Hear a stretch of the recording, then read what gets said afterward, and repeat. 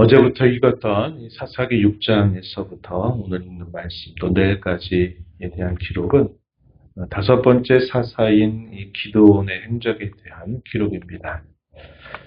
당시에 또 하나님의 백성들이 범죄한 일로 인해서 이 미디안 사람들이 이스라엘 자손들을 심하게 괴롭히고 그들이 가지고 있는 거의 모든 것들을 다 빼앗게 되면서 이스라엘 백성들이 마침내 여호와께 부르짖게 됩니다. 여호와 하나님께서 그러한 백성들의 부르짖음을 들으시고서 므낫세 지파의 매우 평범한 한 사람을 하나님이 찾아오십니다. 여호와의 사자로 찾아와서 이 기드온을 만나서 기드온을 부르시는 내용들이 6장 내용에서 우리가 함께 읽었던 바와 같습니다. 특별하게 하나님께서 그를 통해서 특별한 기적을 체험하게 하시고 또 기드온은 나 같은 이런 평범한 사람이 무슨 일을 하겠느냐. 그래서 이 하나님의 부름에 대하여 처음부터 온전하게 순종하지 못합니다. 그때 하나님은 이 기드온에게 여러 표적들을 보여주셔요. 그가 요구한 표적들을 보이면서 그를 이제 세우시는데 가장 먼저 했던 것이 뭐냐면 그의 마을 사람들이 섬겼던 그 바알과 아세라 그리고 자기 집에 있었던 이 바알과 아세라를 다 무너뜨려서 실련된 소를 가지고서 그 소로 소의 땔감으로 삼아서 여호와 하나님께 번제를 드리게 한 일이 있었습니다. 그로 인해서 온 마을이 큰 소동이 벌어졌는데 그 일을 과연 누가 했느냐 추적을 해봤더니 결국 요아스의 아들이었던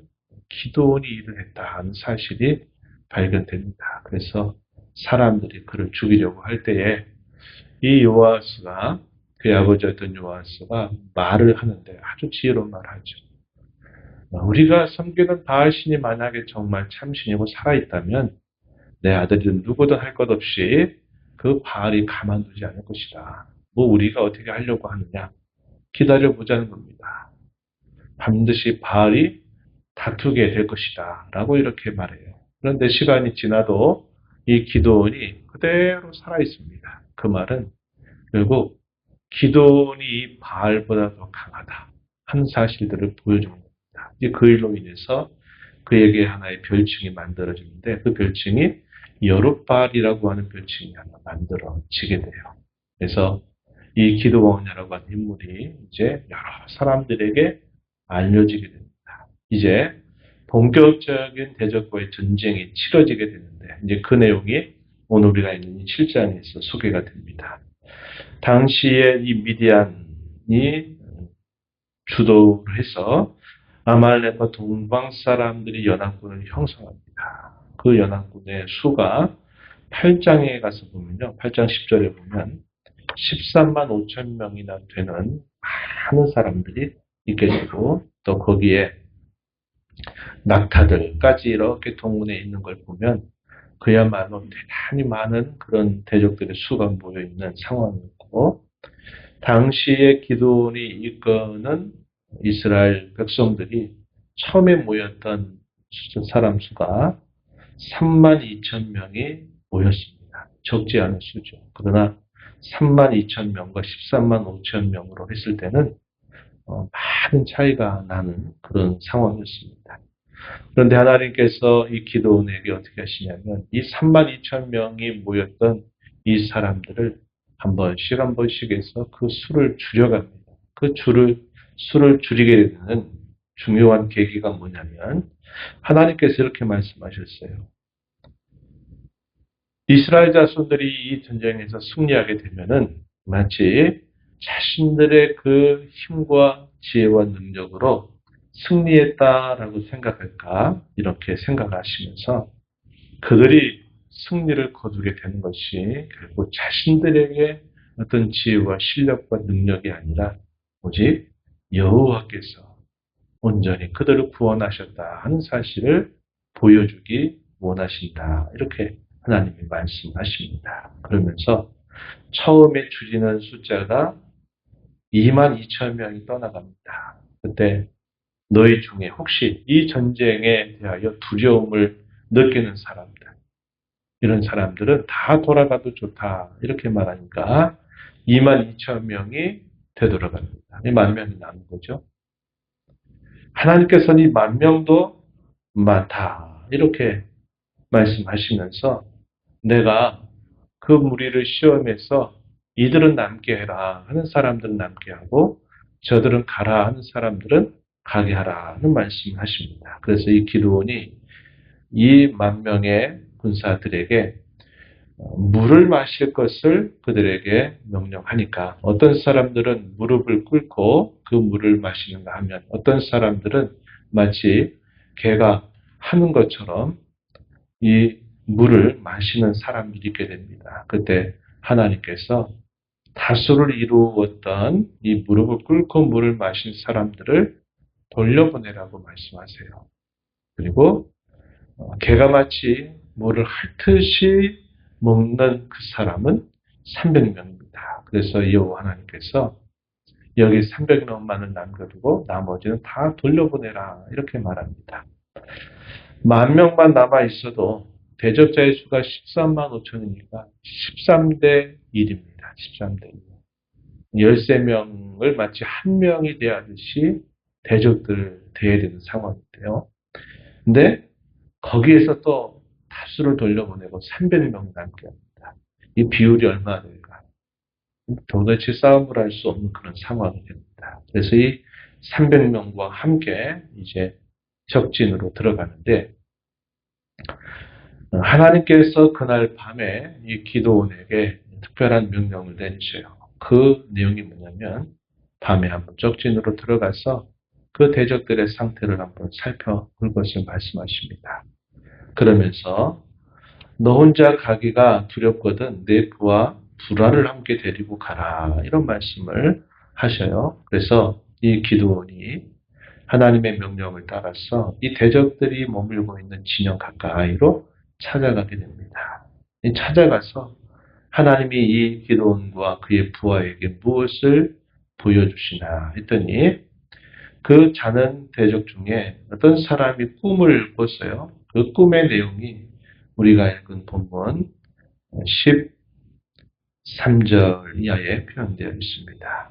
뭐 보시면 어떤 사람이 그의 친구에게 꿈을 말하여 이르기를 보라 내가 한 꿈을 꾸었는데 꿈의 보리떡 한 덩어리가 미디안 진영으로 굴러들어오고 한 장막에 이르러 그것을 쳐서 무너뜨려 위쪽으로 덮으니 그 장막이 쓰러지더라.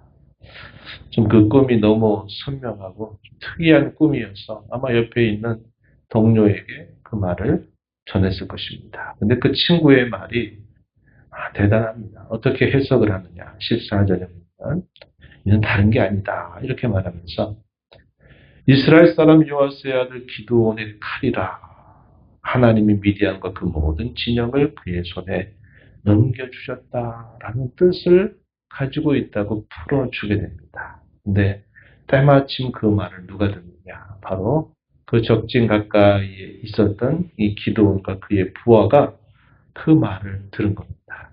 하나님께서 나를 이 밤에 보내신 이유가 바로 이것이었구나 하는 사실들을 깨닫고 하나님 앞에 경배를 드리고서 이제 자신들의 자손들이 머물고 있는 이스라엘 진영으로 돌아오게 됩니다.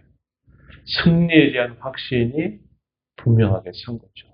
하나님이 이 많은 군사들을 우리에게 붙여주시는구나 하는 사실을 그가 이것을 통해서 확신을 하고서는 300명이 되는 이 군사들을 세 대로 나눕니다. 세 대로 나누고 그들에게 나팔과 항아리를 들려줍니다. 그리고 그 항아리 안에는 횃불을 감추게 해요. 그리고 이제 더 밤이 깊어지게 되면서 그 대적들이 이제 마치 불침번을 서고 있는 사람이 교대하고 있는 그 상황에 이제 이 300명이 그들이 자고 있는 지점을 다 이렇게 두르게 돼요. 그러면서 어떻게 하느냐. 이 항아리를 깨뜨리면서 한편으로는 나팔을 크게 불고 이 깨뜨린 항아리 안에 있는 횃불을 높이 듭니다. 그리고 큰 소리로 외쳐요. 뭐라고 외치느냐. 여호와와 기드온의 칼이다 라고 외치게 하셨습니다. 지금 조용하게 불빛이 없는 그곳에 밤하늘에 떠있는 그 별에 의해서 사람을 분간하기 어려운 그런 상황이 있는데 갑자기 확 깨지는 소리와 함께 나팔 소리가 막 울려 퍼지죠. 그런 다음에 불빛이 그들을 싹 에워싸고 있는 것을 그들이 보면서 깨어나자마자 그들이 완전히 정신이 그냥 혼미해지는 그런 상황이 벌어지게 된 겁니다. 그래서 그 말을 듣고서 그들이 그때 막 일어나서 싸우려고 하는데 뭐가 뭔지 잘 보이겠습니다. 그러니까 막 그 대적들이 누군지 그게 잘 보이지 않으니까 막 서로가 칼을 들고 휘두르다가 서로가 서로를 죽이는 그런 일이 벌어지게 되는 겁니다. 이스라엘 자손들은 그 횃불과 그 항아리와 그 안에 있는 횃불 그리고 이 나팔 물론 무기가 옆에 있었겠죠. 그것으로 대적들의 그 간담을 서늘하게 하면서 결국 그들 스스로가 자신들을 쳐서 죽이게 하는 일이 있게 되었다. 이렇게 말하고 있습니다. 22절 말씀에 이렇게 기록해요. 300명이 나팔을 불 때 여호와께서 그 온 진영에서 친구끼리 칼로 치게 하심으로 적군이 도망하여 스라의 벳시다에 이르고 또 답밭에 가까운 아벨 무홀라의 경계에 이르렀다. 서로 치고 죽이고 하다가 거기서부터 무서워서 도망치면서 그들이 난리가 난 것입니다. 바로 그러한 지점에 또 그 주변에 있는 이스라엘 자손들을 불러들여서 이 미디안의 군사들을 추격하게 하고 또 에브라임 산지에 이르렀을 때 이 에브라임 지파 사람들이 함께 하면서 그들이 도망쳐야 될 이 요단강 거기 그 수로를 그들이 점령해서 넘어가지 못하도록 하게 한 겁니다. 당시에 미디안의 두 방백이었던 오렙과 스웨프 다 사로잡히게 되고 이들이 처단이 되면서 결국 이스라엘 자손들에게 큰 승리가 임하게 되는 그런 결과가 나타나게 된 겁니다. 그래서 이 기드온의 300용사라고 부르는 이러한 작은 숫자를 통해서 당시에 14만 5천이나 되는 그 미디안의 연합군들, 이 연합군들을 그야말로 완전히 전멸시키는 큰 승리를 거두게 된 것을 우리가 보게 됩니다. 이 이야기는 참 역사에서 다시 반복되기 어려운 그런 놀라운 승리를 보여주죠. 그것은 그 전쟁의 승리가 결코 사람의 지혜와 능력에 달리는 것이 아니라 전적으로 하나님의 지혜와 그의 능력에 달려있다는 사실들을 아주 역사 속에 선명하게 보여주시는 그런 사건이 되게 하신 겁니다. 그래서 이 사건을 통해서 역시 하나님은 전쟁의 승패가 결코 군사력에 달려있지 않다. 하나님의 백성들에게 있어서 이 전쟁의 승리는 오직 하나님께 달려있다는 사실을 분명하게 확증해 주시게 됩니다. 그러면서 이스라엘 자손들은 그때까지 괴롭힘을 당하면서 그들이 숨어 살고 대적들을 피해 사는 것이 일상적인 삶이었는데 하나님이 그들을 용기 백배하게 하시면서 모든 대적들에 대하여 그들이 하나님의 용맹스러운 군사들처럼 그들이 변모되는 그런 놀라운 일이 일어나게 되고 하나님이 그들과 함께 하신다라고 하는 그들의 확증이 더욱더 강력하게 세워지게 되는 계기를 마련하게 됩니다. 오늘 우리가 살아가는 모든 삶 속에 이와 같은 이 전쟁의 시대는 우리가 지나갔다 이렇게 말할 수 있을 겁니다. 하지만 우리 믿는 사람들은 우리가 예전에 속해 있었던 이 죄와 또 그 부패의 세력들과 더불어 끊임없이 우리에게는 안팎으로 영적인 전쟁을 맞닥뜨리고 있다고 우리를 가르쳐주고 있습니다. 이 전쟁은 우리가 이 신의 장막을 벗게 되기 전까지는 화해할 수 없는 전쟁이고 계속적으로 수행해야 될 전쟁이다 하는 사실을 성경 우리에게 밝게 알려줘요. 그래서 오늘 우리가 우리의 승리의 주인 되신 하나님 또 우리 주 예수 그리스도를 우리가 굳게 붙들고 우리가 이 땅에서 승리의 싸움을 날마다 싸워가는 저와 여러분이 되어야 하겠다 하는 겁니다. 그 싸움은 결국 하나님과 우리와 뗄 수 없는 긴밀한 연합 혹은 그분과의 동맹에 이 모든 싸움의 승패가 달려있다 하는 사실을 우리는 알게 됩니다.